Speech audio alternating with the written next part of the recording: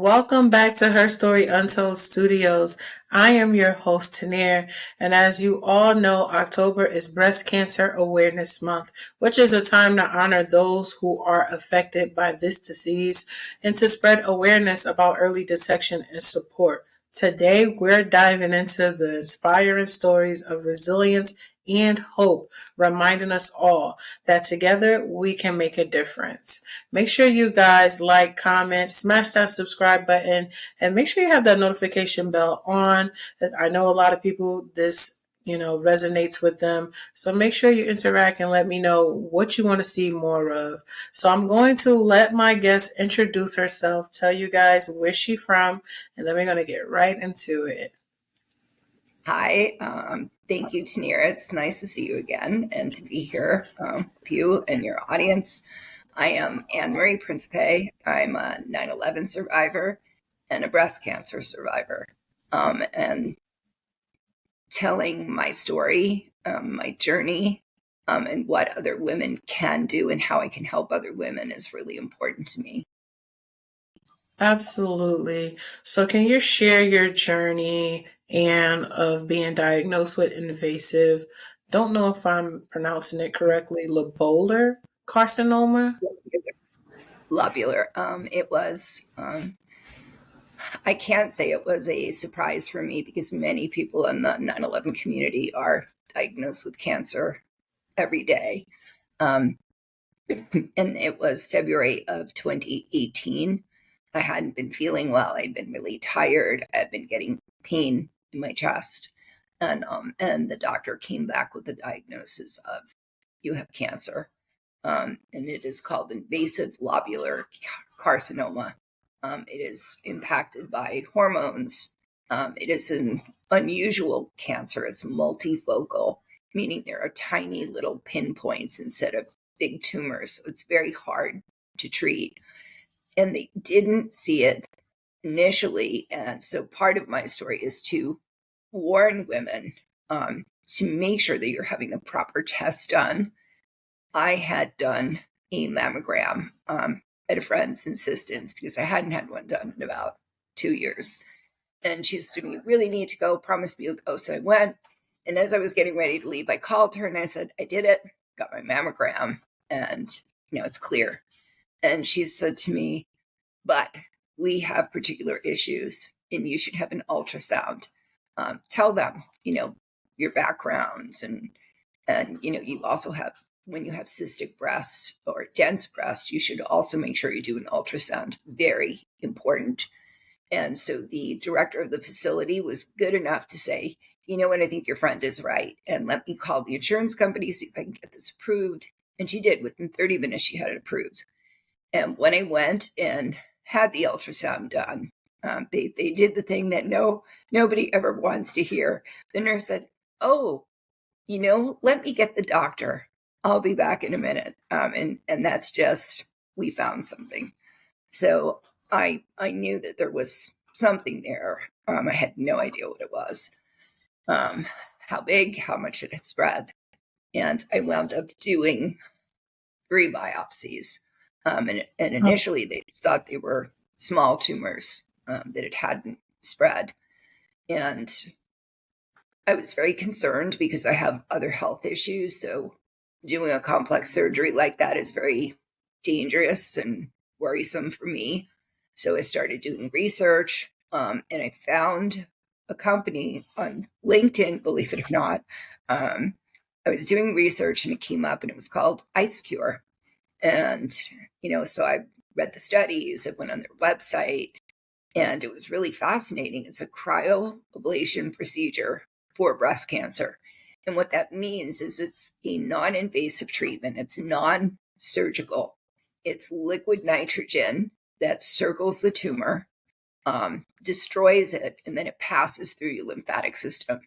Done in office, no surgery, no complex anesthesia.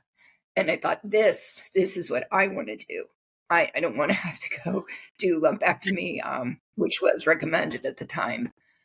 And I sent my slides and talked to a couple doctors, and unfortunately, I wasn't a candidate because of how my cancer had spread. So I went back in, and initially I was told lumpectomy, and then it became double mastectomy. And the one doctor that I saw said to me, I know they're telling you just to do single mastectomy, but if you were my wife or my daughter, I would tell you to do the double, because in most cases, if you see cancer spread that much in one breast, it's in the other breast. And that was a very hard decision for me, but I felt like he was right. And so I chose to do the double mastectomy, and he was correct. He was right. There was cancer in the other breast, completely spread, but in such tiny dots, it couldn't be seen even on the ultrasound. So nothing had picked that up. So I would advise all women to get a second opinion, get a third opinion. And if you are not sure, you do that double to make sure you don't have to go back in there again. And it has been a rough journey of 6 years of surgeries and reconstructive surgeries. And I just finished my last one in May of this year. So 6 years later. Oh my gosh, why I'm sorry. Yes, it's very complex. And there was also an issue where the first set of implants that I did were recalled. I always thought that Chevy's got recalled, Ford's got recalled. I did not realize that breasts could get recalled. And my implants were, so I had to go back in and have those switched out. And it just became more complex as time went on. COVID prevented lots of surgeries. So I had to wade through the almost 2 years of COVID and then backups with surgeons. And it was just such a long, enduring process. And I eventually reached back to the company, IceCure. And I said to them, this was too late for me, but there have to be lots of other women out there that would like to have this option. And unfortunately, the FDA had not yet approved them. And so I spoke with them and I said, this is something close to my heart, and I would like to work with you and to try to get the FDA to reverse their decision. And so in the last month, I have been on Capitol Hill talking to different representatives. Sorry, I have no voice today. And also a gift of 9/11.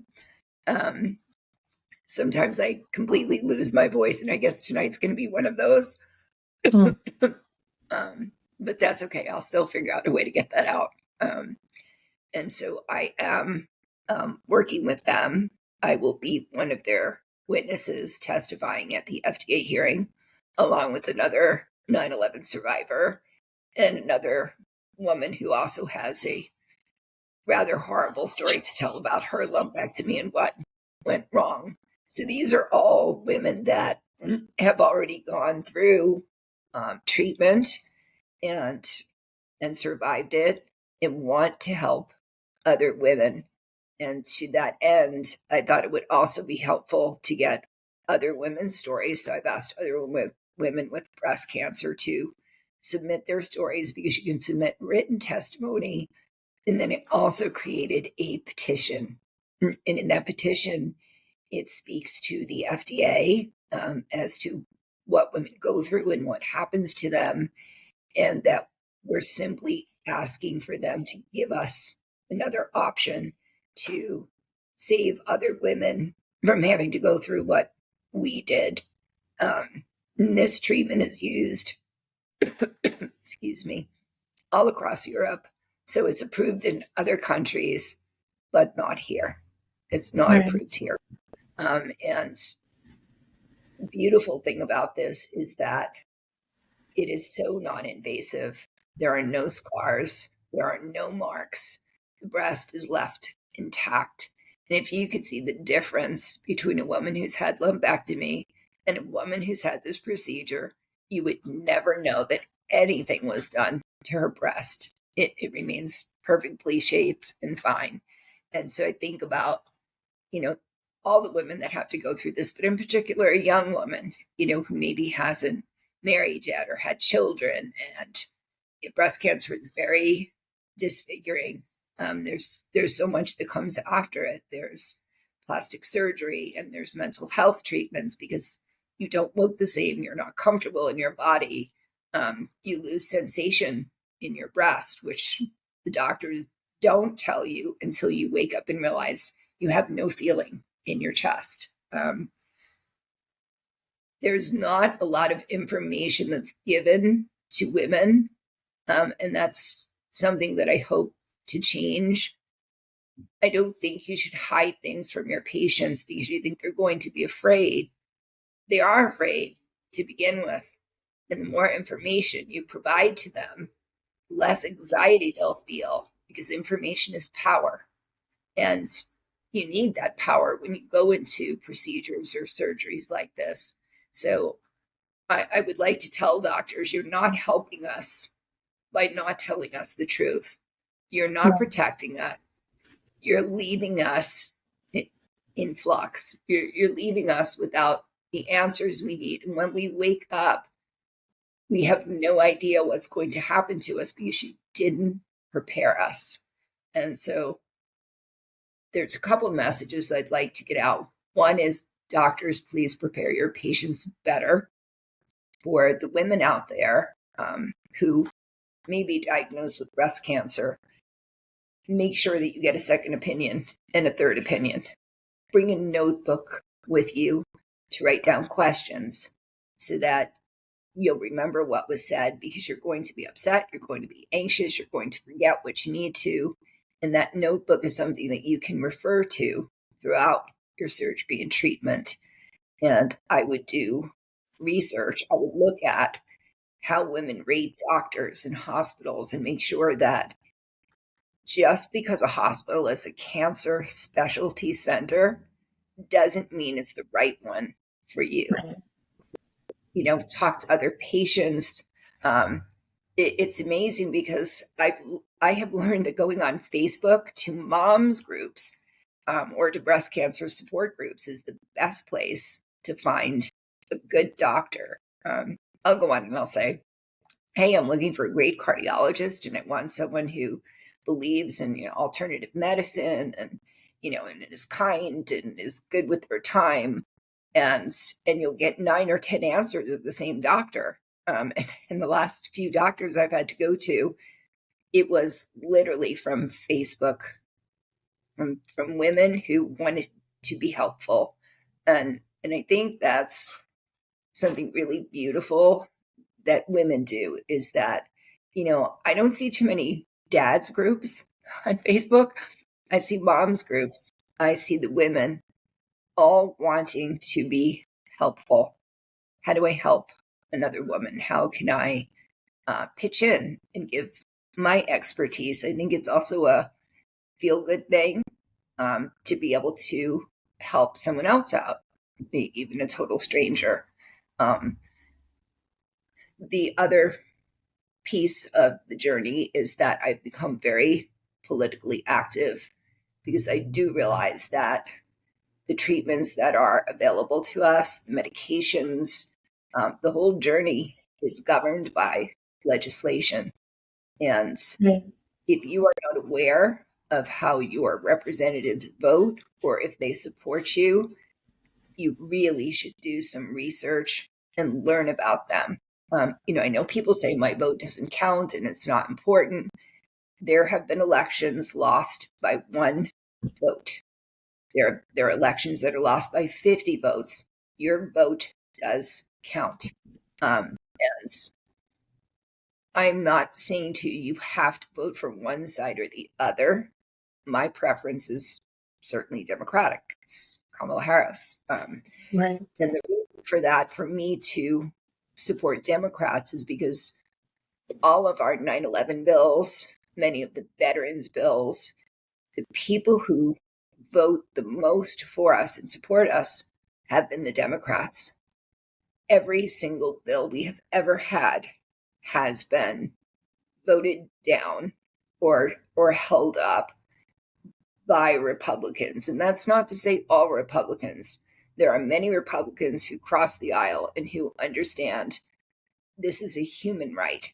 This isn't about being a Democrat or Republican.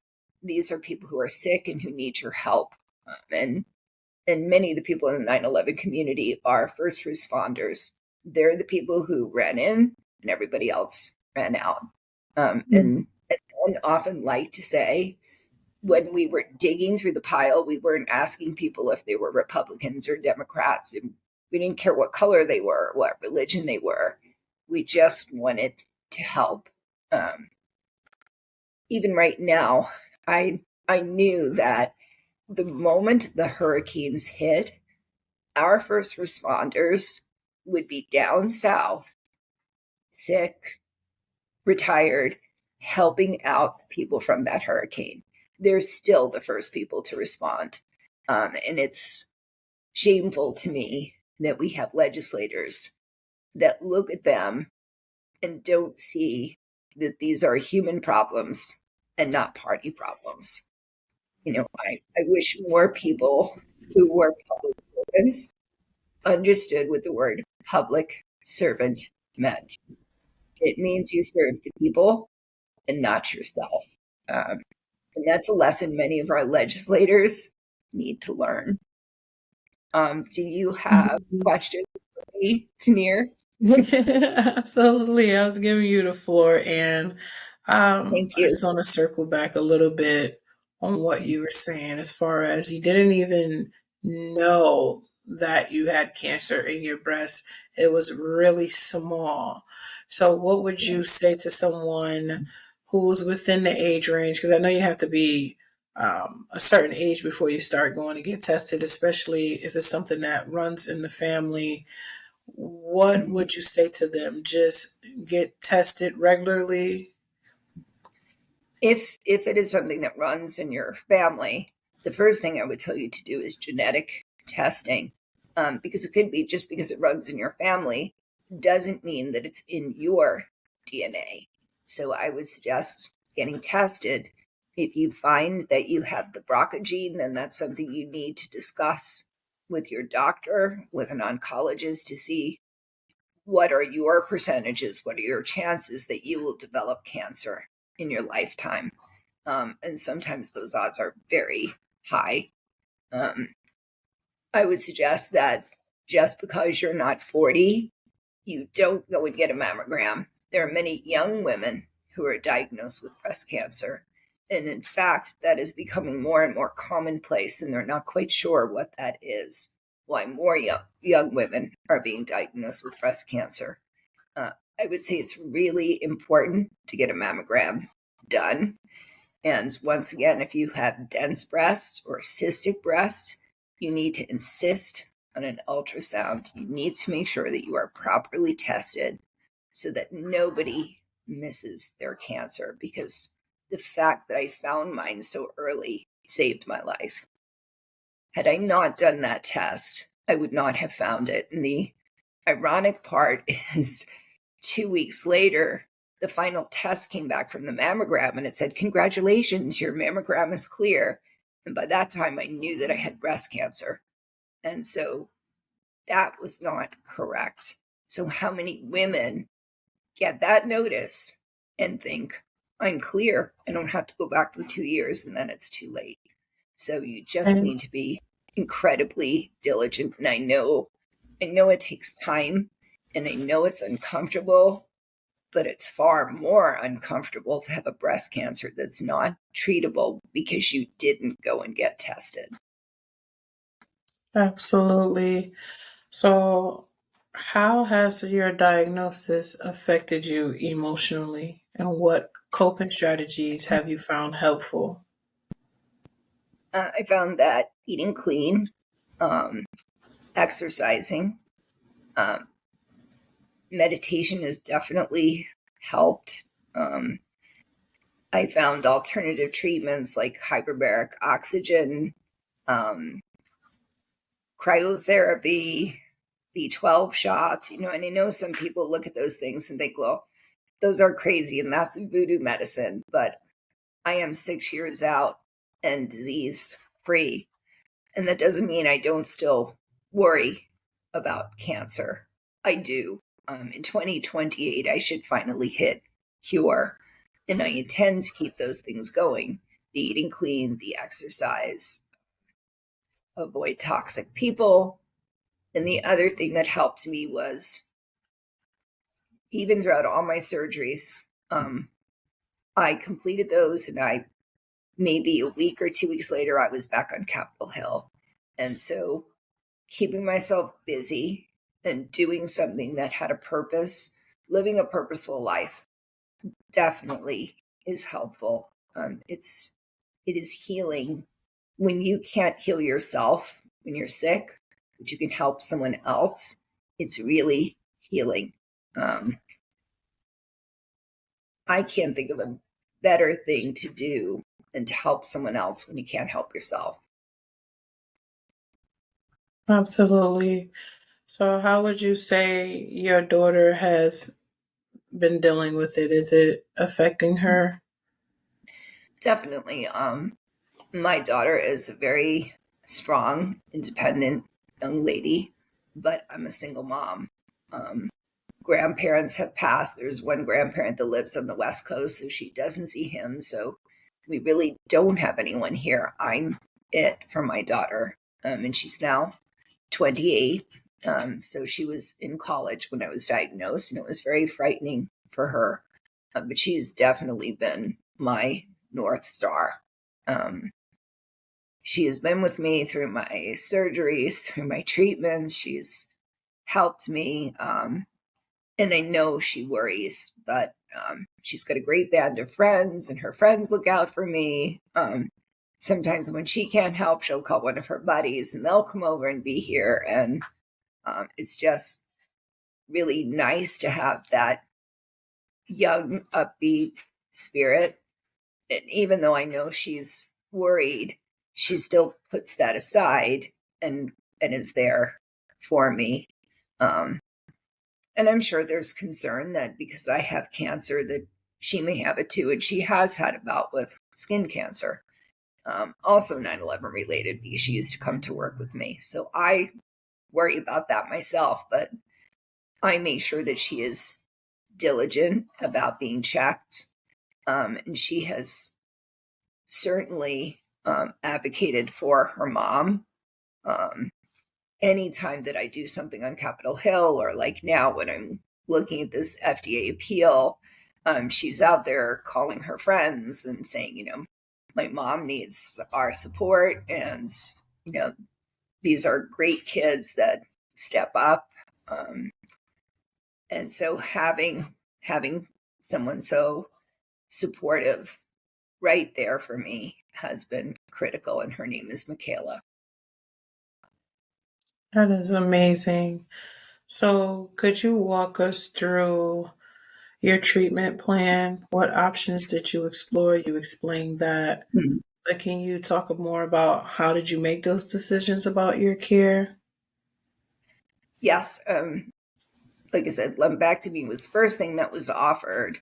I did research, and then it became a single mastectomy, and then it became double mastectomy. So every couple months, it became something more. And it took about 5 months to get to the point where I finally committed to the surgery. And I was told once I completed the surgery, I probably would not need chemo or radiation. Often, when you do a double mastectomy, every bit of the cancer is removed. And unfortunately, 2 weeks after the surgery, they came back to me and said they had found a small cancer in one of my lymph nodes. And that could mean more surgery, um, removal of more tissue, um, full rounds of chemo, full rounds of radiation. And I just thought, hell no, I'm not up for this. I did go and see the oncologist at Sloan Kettering. He offered me a cocktail of 6 drugs. And I said to him, I really need to think about this. I'm not sure how I feel about any of this. It's not what I was prepared for. And I had him do printouts of the medications. And when I looked through the medications and I read the side effects, 2 of the medications had the side effect that not only would you lose your hair, your eyebrows, your eyelashes temporarily, it would be permanent. You would permanently lose all of your hair. It would never come back. And although that's cosmetic, that's still something you think about as a woman. Not easy to walk around as a bald person, no eyebrows, no eyelashes, work in a very public way. And the worst part of the medication was every single one caused cancer in other places. So you could take this and it might help your breast cancer, but then down the road you could get kidney or lung, uh, other cancers. So I thought, well, I'd just be exchanging one cancer for another. How is that a treatment? And and we're still in the top 3 side effects of 2 of the drugs. It said instant death. And for me, if you've got a rash, you got a fever, maybe you got some hives, that's a side effect. You take some Benadryl for that. Dead is permanent. That is not a side effect. And I went back to the doctor and I just said, I don't think I can do this. I need to go home and speak to my family. I need to get a second opinion. He was not very happy with me. He tried to bully me to taking those drugs. And I promptly found an oncologist at Dana-Farber in Boston, Jennifer Lidgabel, who I really love. She believes in alternative medicine. She believes in looking at patients' medical history, diet, exercise, all of the things that I believed in. And she did 2 different tests for me that showed that chemo would just make a small difference in whether my cancer came back or not.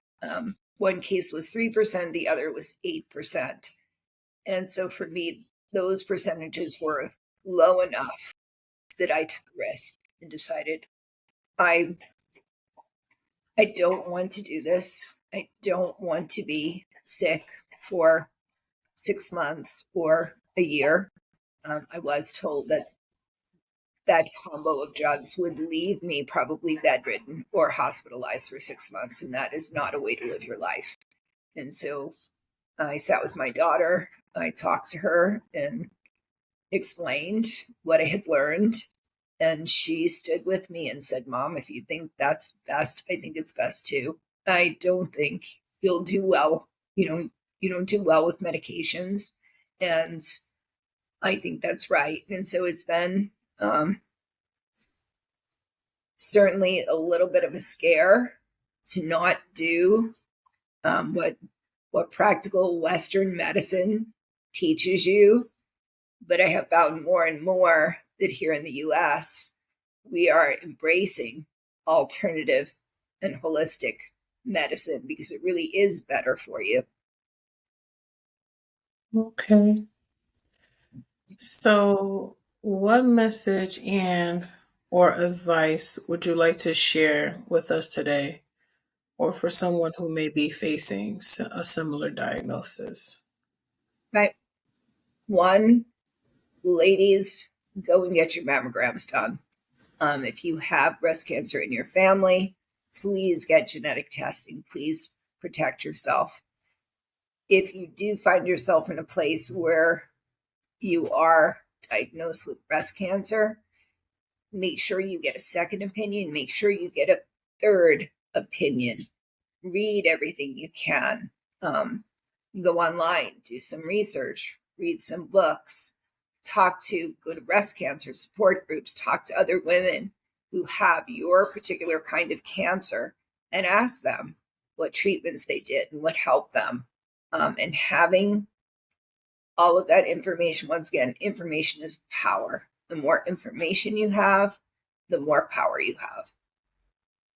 Absolutely. Can you tell us, Anne, where we can connect with you to sign the petition to get Yes, October? absolutely.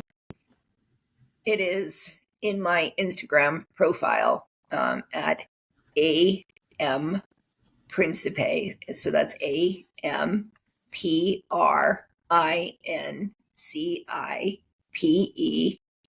on Instagram. And in my bio is the link to that petition. And I would ask that anyone who hears this, who sees this, please sign that petition and share it with people that you love, in particular the women that you love. Everything that she mentioned will be linked in the description box. Social media handles, how to reach her and connect with her, the site so you can go and sign the petition. Let's make a difference. She is doing a lot behind the scenes, okay? So please check in and see what Anne has going on. She also has the Pens for Purpose. Where can we get a pen, Anne? How does that work? Well, first of all, you'll have to inbox me your address so I can send them to you. Okay. And the second part of that is they can go to pinforpurpose.com. And in particular, if you have an organization or you're hosting events, we'd be happy to send those pins to you. And the pins are free of cost. The shipping is free because this is a really important election. And we want everyone who has a voice to be able to use it and support it. Absolutely. I'll definitely do that after the show. But it was amazing having you here, Ian. But before I let you go, you have mentioned the importance of trusting and having confidence in your medical team. Can you just share how you built that trust and what qualities you looked for with healthcare providers? Yes. First, I look to see their reviews. And I look to see that they are real reviews and real. There are medical sites you can go to that have honest reviews about doctors. And once again, you can go to Facebook to look at who people are recommending. I look for someone who listens. I remind people that your care, your medical care, whether it's cancer or anything else, is a collaboration. You are paying for that service. You're literally paying that person. So your care should be cooperative. It's not a dictatorship, it's a partnership. And the more someone listens to you and provides information, the moment I hear someone say, because I said so, or that's what I do for everyone, that's the time I leave. I don't need someone to tell me that one size fits all. It doesn't. And Mhm. because I said so is not an explanation. And a patient deserves better than Right. because I said so. A patient deserves an explanation that is easy for them to understand and follow. And someone who's kind.